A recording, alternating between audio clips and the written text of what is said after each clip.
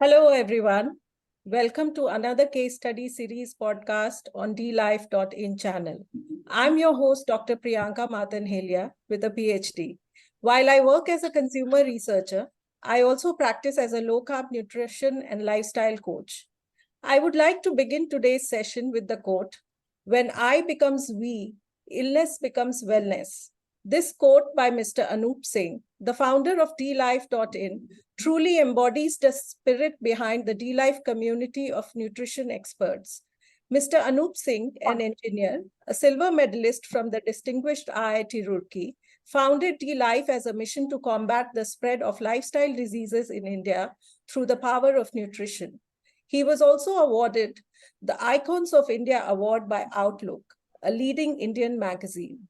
In 2011, on Valentine's Day, when Anup was diagnosed with diabetes, instead of taking the conventional route of popping pills for his ailment, he decided to research for alternative solutions, which he found in the low-carb dietary approach. At that time, low-carb dietary intervention for lifestyle diseases was relatively unknown in India. Moreover, the challenge was to adapt it for the Indian scenario.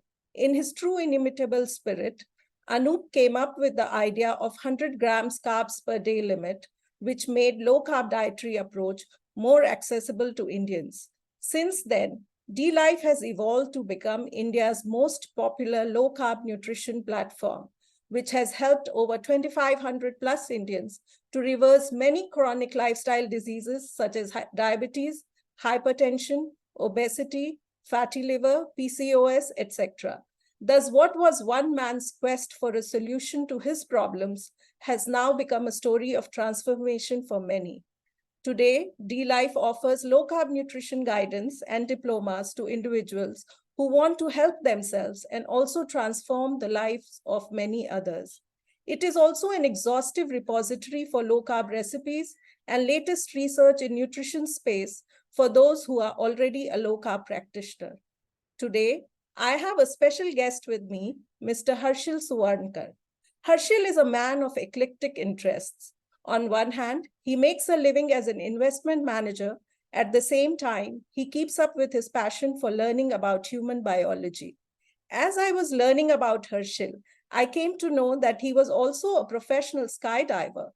But before we dive into today's case study, Harshil, could you please tell us more about your adventures into skydiving, which eventually led you to the field of nutrition? Thanks, Priyanka, for the kind introduction. So for me, basically skydiving started as a fun dive when, people from Spain came in over here in Ambi Valley. And I just did that dive. I was actually in tears when I experienced it. There was joyful tears because it was like a fun field and, adrenaline rush. And, I really liked the sport. So I went to the US, got trained over there, got my license, and then post that I cleared the examination in Spain, where I was cleared to skydive on a solo basis. Then, unfortunately, in 2019, while graduating from one license to another, I was practicing a solo dive, and in that I met with an accident where my uh, patella tendon tore in the right knee. So I couldn't raise my lower limb of the right leg, and I had to get operated at that point in time. Because as a human body, if you don't use your muscles, you have a lot of atrophy. So post the operation, all my quadriceps, etc., went into atrophy. So there was actually no muscle left over there, and I had to work really hard. The operation had its own complications, so I was in the wheelchair for 2-3 months. So, even before that, I was always interested. So I used to read about pharmacology, human biology. But at that point in time, since I was bedridden, I had a lot of oxidative stressed because, I was not being able to recover from the operation. At that point in time, I found out that, my blood sugar levels were also higher. Then I, did a lot of research, got into touch with people from dlife or, some other professionals who practice low carb, and got attuned to this, and then I solved my higher sugar levels, had a lot of protein, a lot of workouts where I've been able to recover from the complex operation which happened on me. And in some sense, the operation went a little wrong, and so I've not been able to fully recover. But doctors are surprised by the recovery that I've had over there.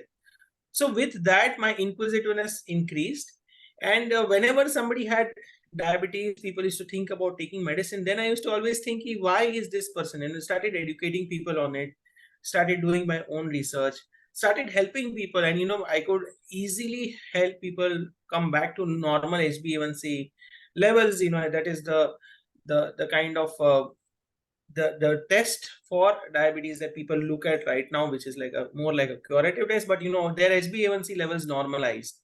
And from there on, I've been helping near and dear ones through word of mouth. People came to me, and helping people reverse their diabetes or metabolic conditions. And I've been doing a lot of research. I keep it a lot of point that I do a lot of reading, keep up to date with science, what's happening, cellular biology, especially how does insulin resistance happens. I read about 1.5 hours every day. I have my time given to that. And post that, I thought that why don't I formalize this? So I created the nutrition lab, where we are focused more on research, evidence-based nutrition to reverse diseases, which in the common world are thought to be not treatable. So with nutrition, which is the fuel you eat, which is the maximum thing that you put inside your body, if you change that, if you change your fuel, your engine brims up, and you will be able to perform at a much better optimum level. So that's been the idea. So we've been treating thyroid, PCOS, of course, diabetes, so all the metabolic diseases. And then I also thought, sports, because I belong to that, so I should look at our sports people. So I've done my sports nutrition, functional nutrition, and of course my association with D-Life, which is low carb, and also my keen interest of how to prevent diabetes, because currently we do a HbA1c test, which takes in when you become a diabetic, so you predict if somebody is going to become a diabetic or going to have some metabolic disease. So I'm writing something on fasting insulin and PP insulin as a predictive indicator for metabolic diseases. So labs or people should do these tests as a preventive measure to have not have metabolic disease or change their lifestyle even before something touches them. So that's been the idea. That's been my journey till now, Priyanka. Wow, that's really, commendable. First of all, I want to congratulate you that, getting into such an accident while skydiving and then having the courage to, like going through the, surgical procedures, etc., and still, having the courage to take your health into your hands. I think that's quite commendable, because most of us tend to just rely on, doctors or the others' advice. We don't, think. So I think that's quite commendable. But I first of before we move further, I just wanted to ask you, like, what was your family's reactions when you started taking charge of your own health? Like, I want to do things this way. Were they comfortable with what you were doing, or was there resistance? How did they respond? So as a personality, I've always been a go-getter. So slight resistance always is there, given that what you're doing. But if you put across logical reasoning, and which is where interdisciplinary skills come in. At the one hand, my first love being finance, and second love being medicine, biology. If I combine both of that, I bring reasoning from there and being able to relate things really well. That's what I think gives the forte. So they understand that, and having been done it to myself, my brothers, my mother herself, my mother herself was a diabetic. She has normal HbA1c levels, and there's no medicine. So with that improvement across, I think people were okay. And now that I've been helping people, people know, and my mother, her friends, all of them come to me for any recommendation, for any functional blood work analysis. So I think from a family side, it's been quite supportive for me. So you've become like a nutrition guru for all of your, relatives and your family and friends now. Yeah, and maybe it's blessings, from the universal power, that I've been able to do that. So and I feel good about it. Thank you for sharing that. I think that's really, really powerful. And, so let's get into the case study today. I believe that you have a very, very interesting case study to share with us about, reversing hypertension through low carb nutrition. Could you share? So let me share my screen. Once you see my screen, just tell me. Yes, I think we can see your screen now. If you can put it in. So this case I've particularly selected, because many cases which are diabetic plus hypertensive.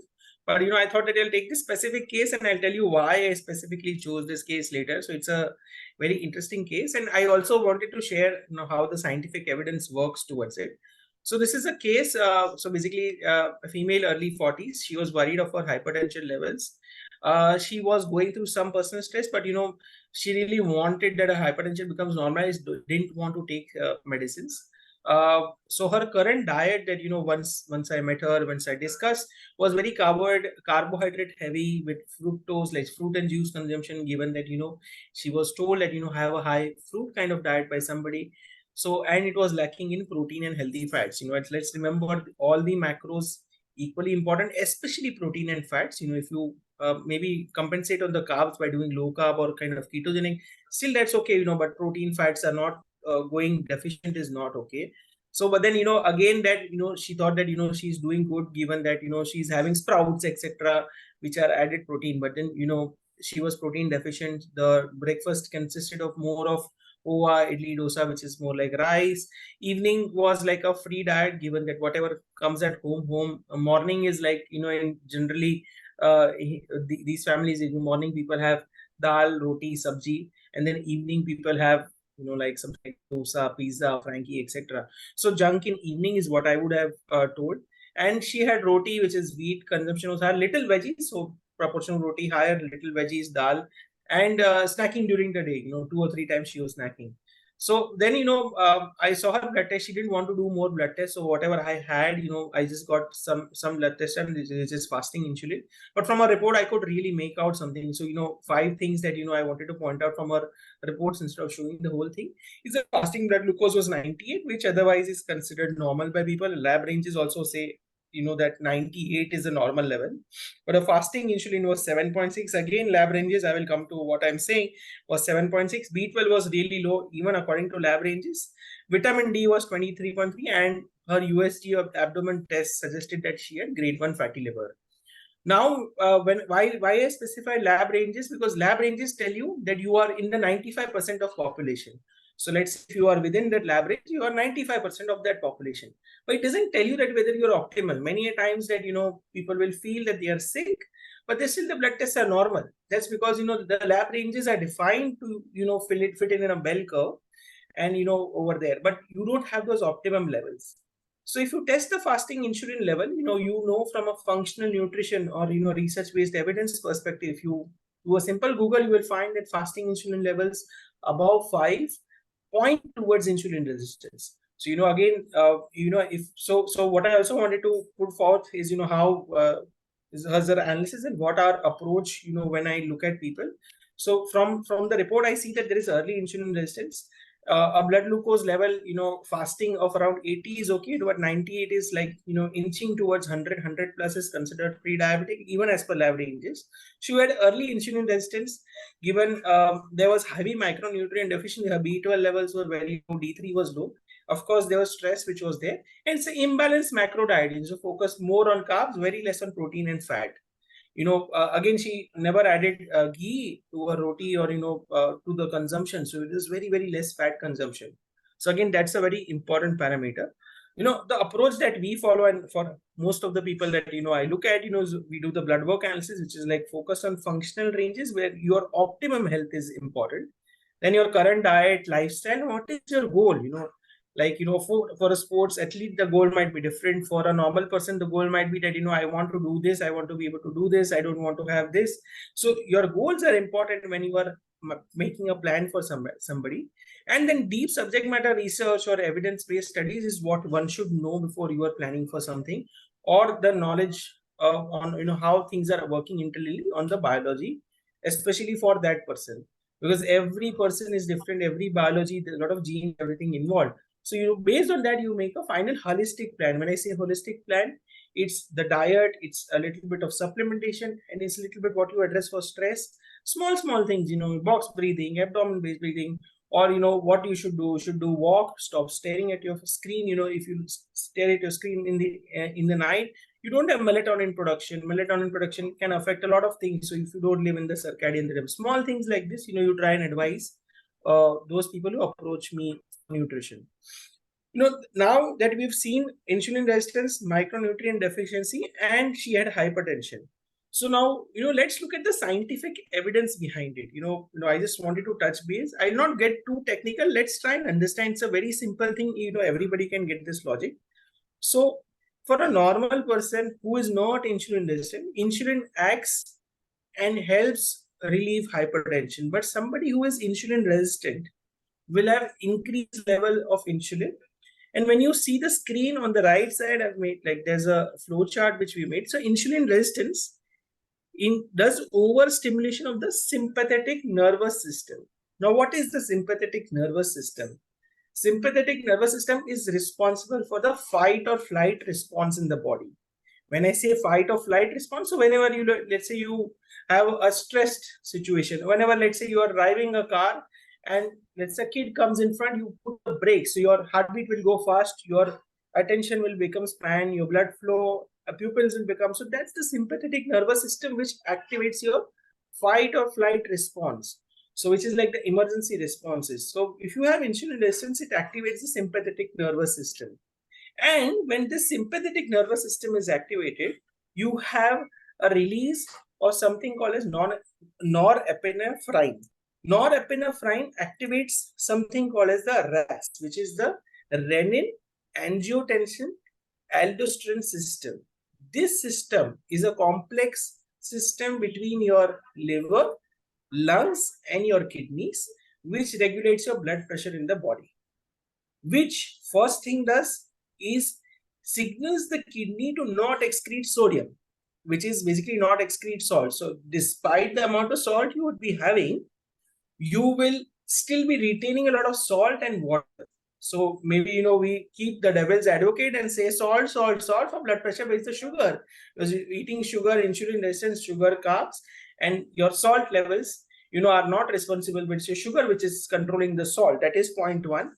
Second, this RAS system, when it gets overactivated, it leads to constriction of the vessels and it leads to hypertension. So basically it activates this system which leads to a series of changes in your body which increases your hypertensive levels. So basically it's the sodium retention and the sympathetic nervous system plus your vasoconstriction increases your hypertension.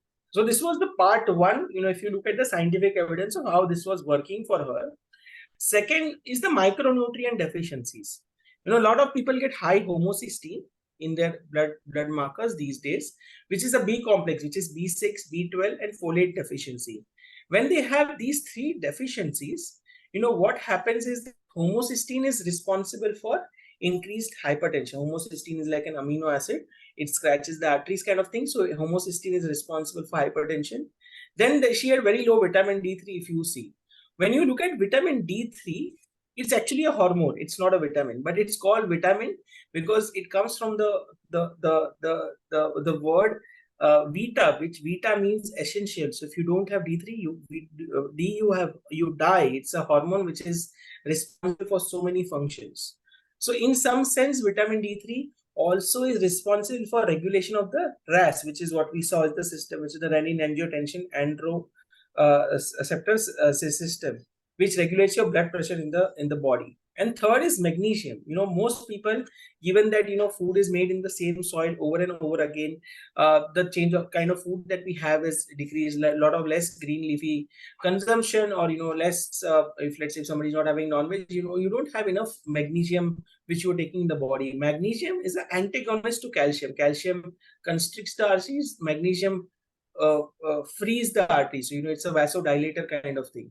So magnesium deficiency is what I had suspected. So magnesium helps you relieve blood pressure. Amongst the other benefits, magnesium is used in 600 plus processes in your body, and generally giving magnesium is no harm to someone. So, I suspected this, and then based on that, I made this program, so that, no snacking, no junk, healthy fats with protein, but considering vegetarian, there was no other protein source which we added. We added a little bit whey protein powder. We reduced the roti, changed to a low glycemic atta, which are available in the market, where you add the unflavored protein. So you basically change the glycemic load, change the macro of what you are eating. So instead of the roti which you're eating, it's more of protein, very less of carbs. There's some protocol which I call as FPFC, which is eat first fiber, then protein, then fat, then carbs. If you do that, your carbs ka load, which, let's say if you eat carbs at the front and you eat carbs at the back end, you reduce your glucose uptake. Then I added a lot of paneer, dairy, protein, considering there was zero dairy consumption. Intermittent fasting beginning 13-14 hours to progressively increase. Added some beneficial foods like kale, basically, which are vasodilatory in nature. Basically, they help you relieve the blood pressure. And of course, the supplementation which we saw, which is D3B complex and some adaptogen like ashwagandha, and change their sleeping habits, basically mobile, late night, which we discussed. So resetting her circadian rhythm would have helped her. Now, with all of this masala that we did for her, what was the result? So result was at the start, her systolic. So blood pressure is divided into two. The upper one is called systolic, lower one is called diastolic. Diastolic blood pressure is generally called secondary hypertension. Systolic blood pressure is called primary hypertension. When I say diastolic meaning secondary means that it is because of indirectly causing blood pressure because of something else. And her diastolic was also higher. So at the start, her diastolic systolic was 150, 105. The normal levels are considered 120, 70, or 120, 75. And 1 month into the program, she was at 120, 79. So, Wow. what you see is in 1 month, you are being able to lower. This is without any medicine. So better control hypertension levels, normal range, increased energy upon waking up, overall general feeling well, and her program is ongoing right now. So just thought that I'll share the summary of this case. And now why this case? Because specifically, this is hypertension. In generally, you see, in some or most of the people, which are like 60-70%, people who are hypertensive generally become diabetic because of the sympathetic nervous system and whatever is going on. Insulin resistance starts increasing and become diabetic. So when you are hypertensive, please take care, please reverse that, please change your lifestyle to not become an diabetic. That's why I picked out a case which was only hypertensive and not something which had other metabolic issues together. Wow. Yeah. That's, Harshil, that was really well, presented. I think you presented so much scientific evidence, explaining really well how our body functions and how what we do to our bodies ourselves, that the functioning goes wrong. Because most of the time we think we've got the disease, but we don't realize it's what we are doing, right? Yeah. So I think the focus is on like us as people to take charge of our health before it gets worse. But before we move forward, I just wanted to know, how she responded to all these changes that you made. Suddenly you are giving her this fantastic program which you've used scientific evidence to make. How did she respond initially? Was she resistant? Did she take it up? What was her? So the most important thing, when I said in my approach, you look at the client's goals. And when you look at somebody's goals, and if somebody wants to reach there, and you tell them that by doing this, you'll be able to reach there, it just becomes easier to communicate. Daily, you put them into some kind of a evidence. You tell them, this is how it works. And if they understand it well, the understanding is important. Let's say today I tell you that, don't consume nuts, or maybe don't consume almonds because, but then you'll tell me why. Everybody in the world says that you should consume almonds, but I can say almonds have oxalates, they might have anti-nutrients. I might throw some words, but still you might not. But I can explain you the rationale behind it, that any plant-based thing wants to germinate, right? They want to reproduce. They don't want to get eaten by you. So they are anti-nutrients. So soak them and have it. So some simple logics like that, if you try and throw to people, and then people understand it really well, and then they are up for it. And when they align with their goals in a week's time, when you see your hypertension levels falling, you're like, this is working, and I'm being able to. So that happiness also comes. So it's just that initial push you need to give, and then the results itself take them ahead, and raise their mind and accelerate them. Okay. So initially, you asked her to measure every week, like, the So progress. every 4 days, and then after every week, after every 4 days for the first 2 weeks, and then every week we measure. Given that that these are the results, because it also causes a lot of anxiety to measure every day, Right. and of course there is a so we basically we took about 10 observations during the entire month. So whenever she wanted, sometimes she did it, but I said that every 4 days you should measure. Wow, amazing. Amazing. Okay. So I think if you could give some pointers to the audience, about how to detect if they have hypertension or what to do to not get into that stage, that would be really useful. Yeah, so I tried to make something, basically, so people who are hypertensive, or near dear ones, or if you know people who are hypertensive, so first of all, or people who don't even have hypertension doesn't present with any symptoms till it becomes dangerously high or the damage caused is irreversible. That is, so one should check the blood pressure at a very regular interval, every 5 to 6 months. And as a request to everyone, in your preventive checkups, do a fasting insulin and a PP insulin test, and your lipids. If your fasting insulin is greater than 5, PP insulin is greater than 30, you take preventive steps, do lifestyle changes, talk to a nutritionist to understand this, get into a program, get your lifestyle change, take your health into your hands. So you should, whenever you do these tests, the two recommendations: check your hypertension regularly, do your tests regularly. In the test, ensure that you add these tests. Your triglyceride by SDL ratio is also one indicator where it seems that you become insulin resistant. And given that why you should do this, it's a very simple thing that hypertension as such, as a mechanism, increases the workload on your cardiovascular disease are increasing. How many cardiovascular deaths are happening today. So why would you want to go that path? As a preventive step, you can take these steps, and you reverse your metabolic profile and live healthily. Or alternative, even if you need my help, I've given my contacts. Feel free to contact me in case you want to know anything about the research I spoke. I'm very happy to share the papers which are there, or maybe explain you in detail at my email ID or my Twitter ID. Great. I think that was very, very comprehensive, your explanation. I would like to open the session now for question and answers. But before I do that, I would like to announce that we would be, D-Life would be hosting a metabolic health conference on 27, 28, 29th of October. So I would like you all, or like all the audiences, to look out for that information and register for that if you want to know more about metabolic health diseases and how nutrition can combat it. So let's hear from the audience. If you have any questions, please raise your hands. Yeah, anybody can unmute and start their video and ask questions. Thank you.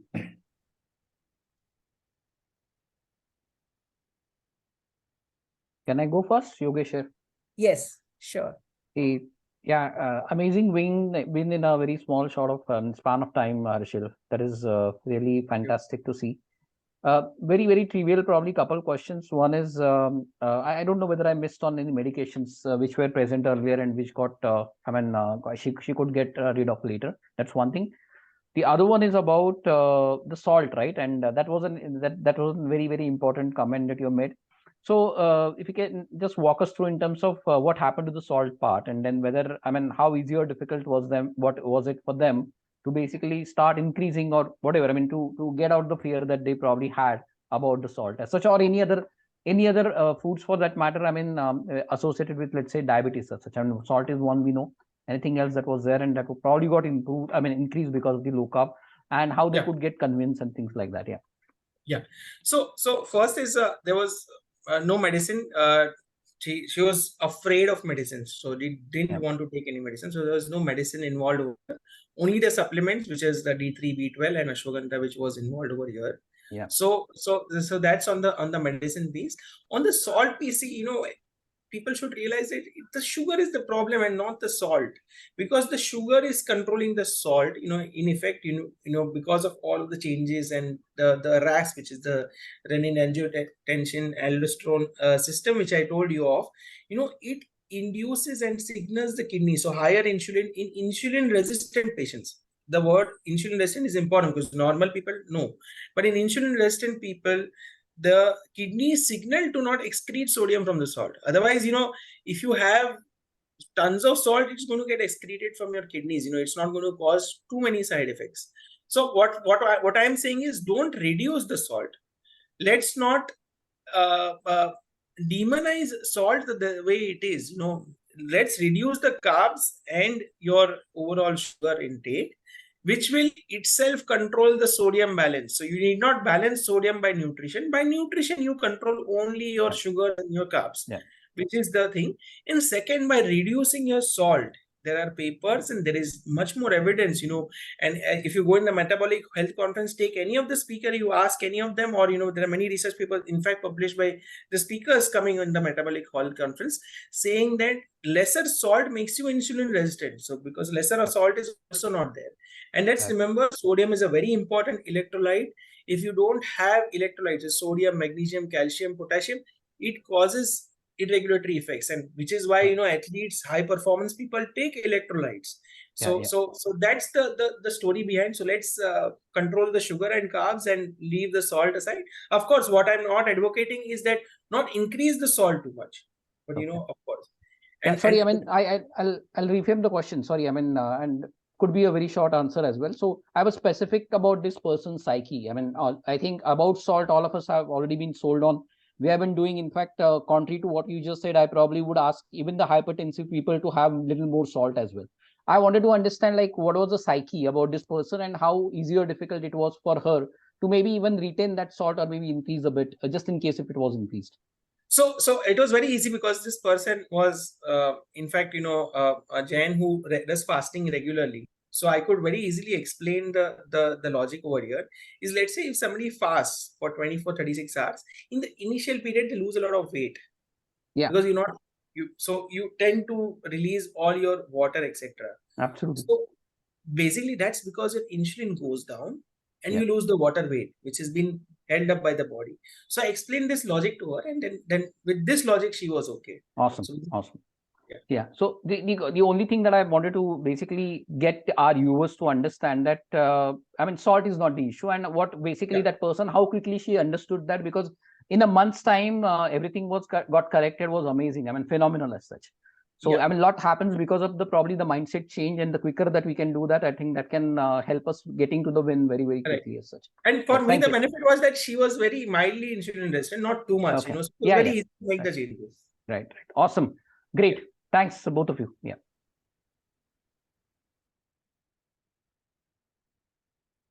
Any other questions?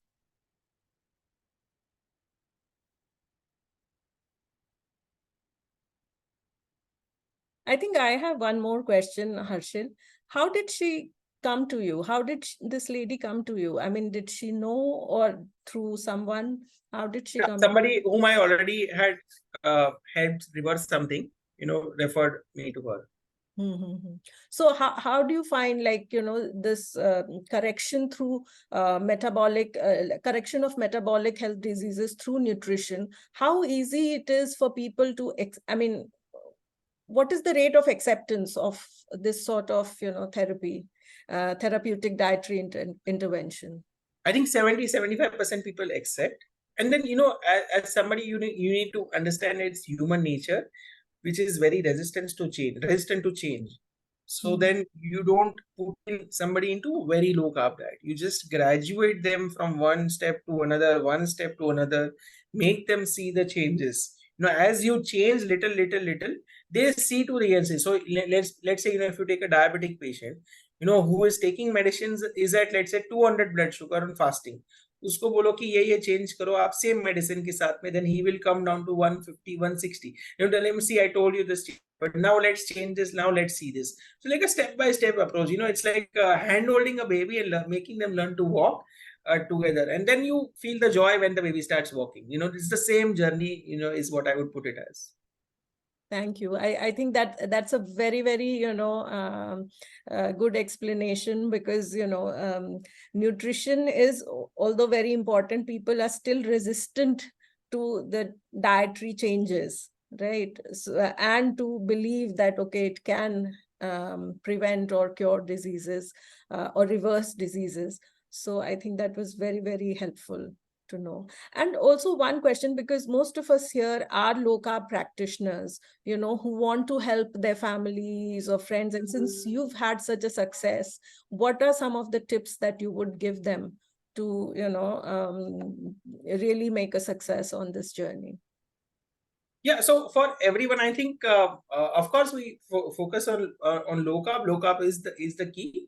But I think the holistic nature, which I said, because body is also susceptible to so many environmental things, which keep coming and which keep getting thrown at us, like, toxins, pesticides, etc. So when we also need to understand the micronutrient deficiencies and the other modalities of, sleep, stress, etc. If we combine all of this, I think it's a very powerful healing tool, and all of us together can help heal so many people, and that's like a gift given to us, and and we are being able to do it. So we are the medium of the universal power, and we are being able to do that for people. So and we should do that.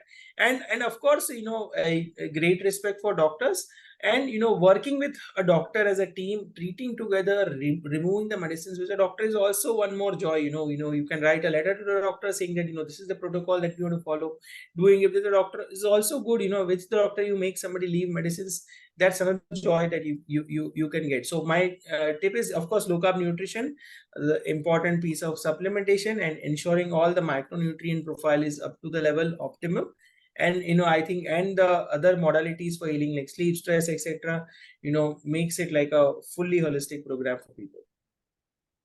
Well, thank you, Harshil. I think that was really, really, insightful, because, as we all can see, that you have had like a great experience doing this for a while. And now that you have launched your brand, the Nutrition Lab, I'm sure it's going to help many, many more people, take charge of their health and help others. Thank you so much. Thanks, Priyanka. So if there are no more questions, I think we can. Oh, Prasanna, there is a question. 1 minute. Hi, Harshil. So, in the people with whom you are providing your advice, right? So, among the spectrum of low carb, keto, and then there is a less than 30 grams of carbs. What is the adherence rate? And Sorry, I didn't how, are get you- the-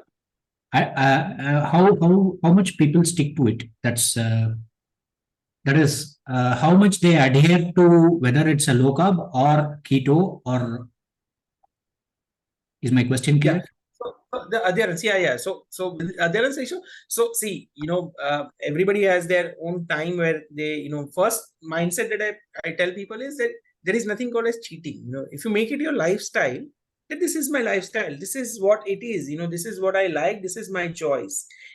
If you put somebody against their choice, they will start going ahead and doing something else. But it is their choice is what you need to tell them, because with their choice, they are taking the health into their hands. And if this is done, you don't need to do anything. They will ensure it themselves that when they go to a party, when they go outside, they will have those foods which are low carb in nature. You go to a hotel, there are 6,000 options available for you to have, which is low carb, and those are tasty enough for you to have. Maybe they'll have 1 or 2 ingredients otherwise, but then that's fine. So, it's all about educating people that, it is your choice that you're making. It is how you're making. Now, for somebody who is very highly motivated, you will find that there is 0% mistake, or or whatever, from their choice perspective, they are following a program to the T. And for people who are making it their choice, they will ensure that they will do something here or there, but they will do a 90-95% kind of an adherence. So that shouldn't be an issue if you set the mindset at the beginning, right, that this is your choice. I'm not putting it against your will. So that's, I think, the very key thing. Okay. Yeah, go ahead. Yeah. See, many have a hook of the sugar. even though they follow the low carb, who are new, who are constantly not in the sphere of studying, reading the studies. So they are busy working, and just discipline and willpower during the initial stages does not work, right? So once that, I got your point that once we educate them how to make it stick in behavioral fashion, because yeah, what do you do generally for people? See, some of So them, I'll tell you. So I had one six interesting of them case stick of to a, it. Yeah. So I had a fatty liver case recently, and I ate biscuits, etc., tea with sugar. So all of that was there. So he said, "मेरे को भूख लगता है, वो मन करता है, तब क्या करूँ? Like if I feel like having something, what should I do?" Then I just gave him 7 options of what he can have. When he's craving. At that time, if he has that, his craving goes down.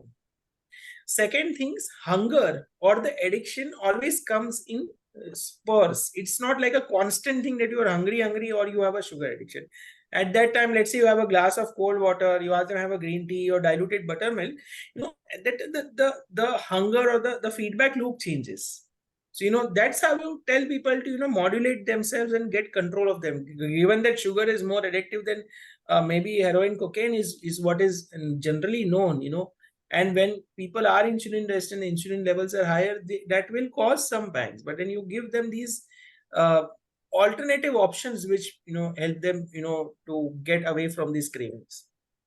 Thanks, Harshil. I think that was very well explained, Harshil, because behavior change, because this low carb intervention is primarily based on behavior change, right? And behavior change is very, very difficult in people, especially when they are adults and they have their set ways, right? So to get them to change their behavior and to make them understand that this is for the better of them, it's quite commendable.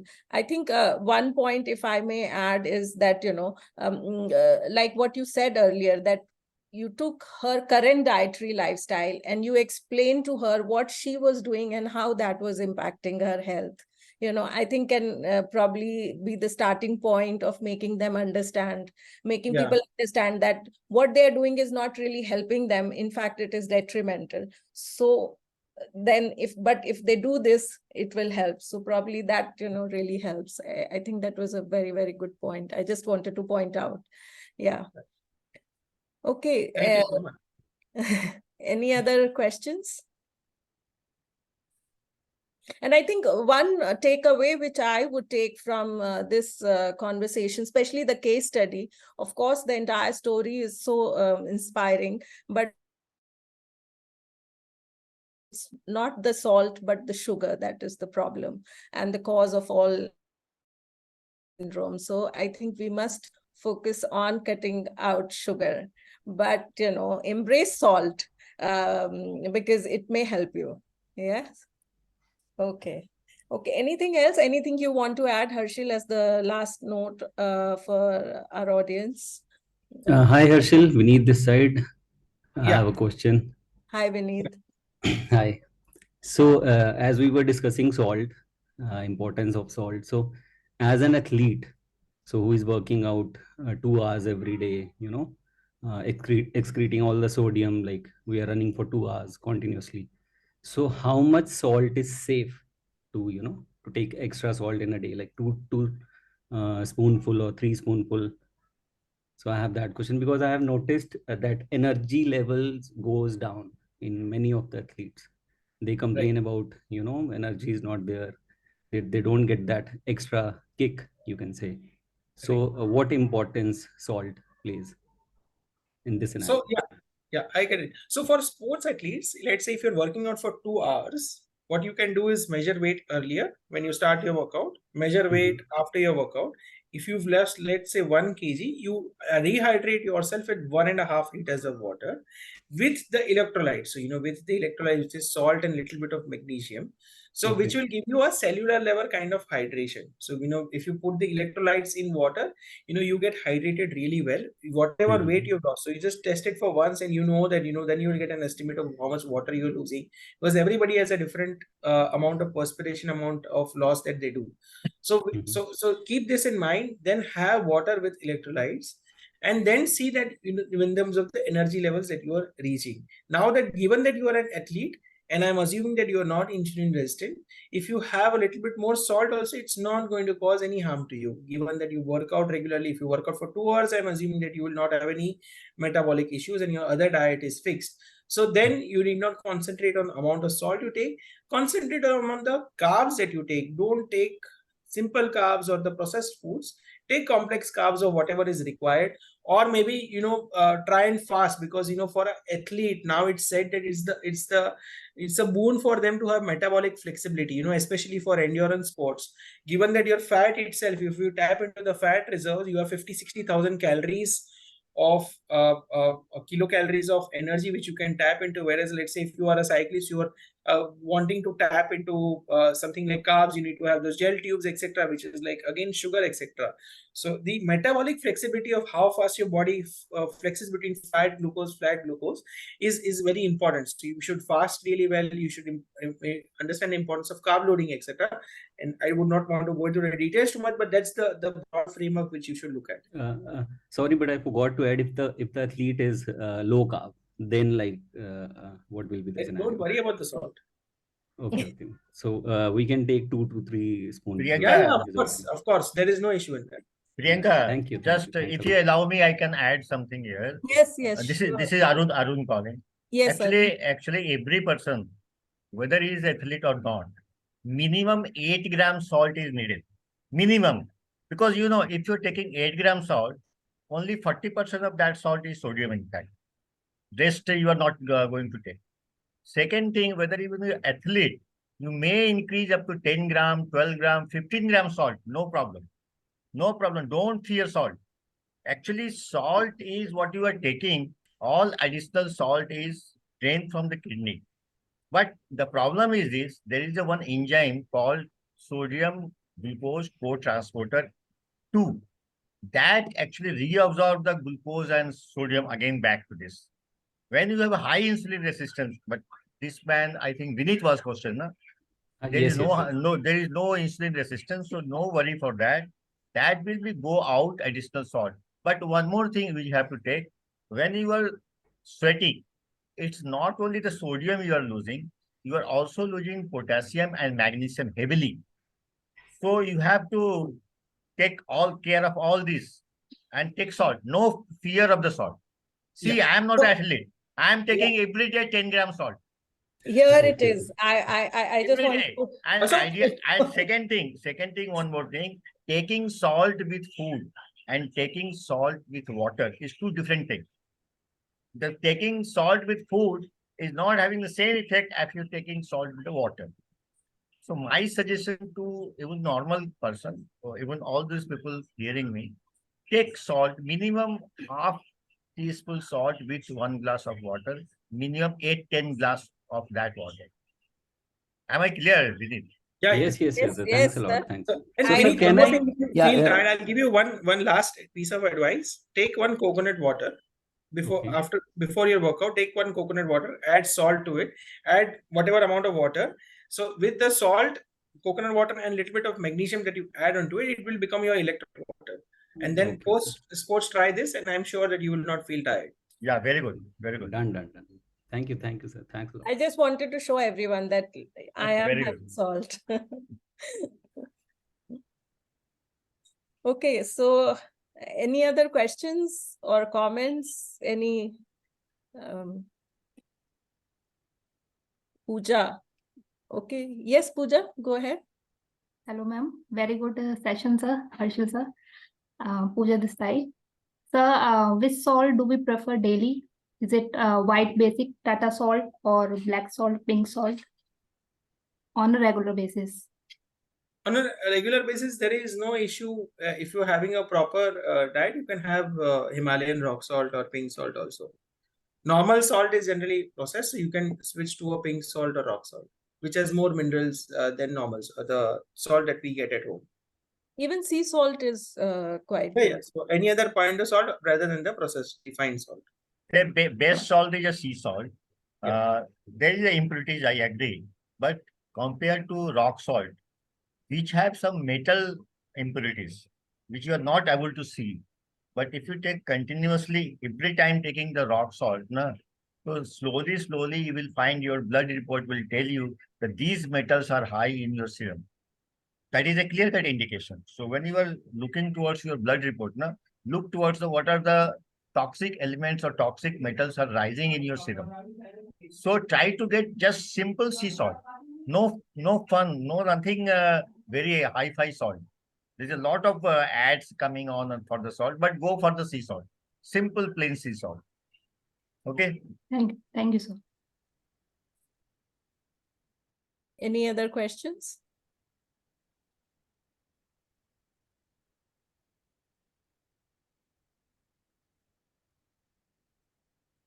Yeah. Yeah. Nobody is having question. Okay. Priyanka, you can, yeah. Okay, so I would really like to thank Harshil for such a, scintillating conversation and insightful session into his process and the way he helped his client, recover from hypertension through nutrition. And also to all the audience, you've listened patiently and your questions have really made this session really, alive. So thanks.